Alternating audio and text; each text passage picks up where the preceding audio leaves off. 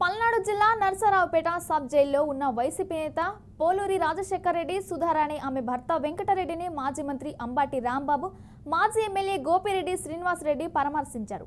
ఇటీవల సీఎం చంద్రబాబు పవన్ కళ్యాణ్ నారా లోకేష్ పై సోషల్ మీడియాలో అసభ్యకరంగా పోస్టులు పెట్టి రాజశేఖర్ రెడ్డి సుధారాణి దంపతులు అరెస్ట్ అయ్యారు. 1989 నుండి తాను రాజకీయాల్లో ఉన్నానని పోలీసులు ఇంత దారుణంగా ఎప్పుడూ ప్రవర్తించలేదని మాజీ మంత్రి అంబాటి అన్నారు. నేరం చేశారా లేదా అనేది కోర్టు నిర్ణయిస్తుందన్నారు. ఒకే కేసు మీద అరెస్టు చేసి రాష్ట్రంలో ఉన్న అన్ని పోలీస్ స్టేషన్లో తిప్పుతారా అని మండిపడ్డారు.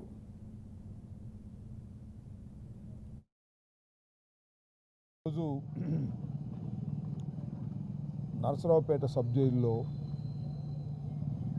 ఉన్నటువంటి ముగ్గురు సోషల్ మీడియా యాక్టివిస్టుల్ని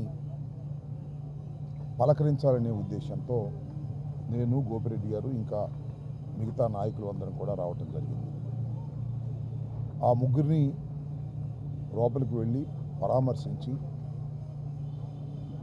వారు చెప్పిన మాటలన్నీ విని మీతో 4 మాటలు చెబుదామనేటువంటి ఉద్దేశంతో మీ ముందుకు రావటం జరిగింది. నేను 1989లో రాజకీయాల్లోకి వచ్చాను. అప్పటి నుంచి ఇప్పటిదాకా రాజకీయాలను చాలా దగ్గరగా పరిశీలిస్తున్నాను. ఇంత దారుణమైనటువంటి పరిస్థితి పోలీసు యంత్రాంగం ఎప్పుడూ చెయ్యలేదని, ఇక ముందు కూడా చెయ్యబోరని నేను భావిస్తూ ఉన్నాను. ఎందుకంటే సుధారాణి వెంకటరెడ్డి వీళ్ళిద్దరూ చిలకలూరుపేటకు చెందినటువంటి ఒక సామాన్యమైనటువంటి కార్యకర్తలు. వారు అసభ్యకరమైనటువంటి పోస్టులు పెట్టారని వాళ్ళని అరెస్ట్ చేశారు.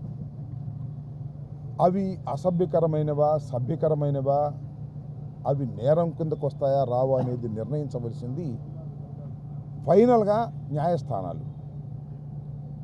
వాళ్ళ మీద నేరారోపణ చేయటం మాత్రమే జరిగింది.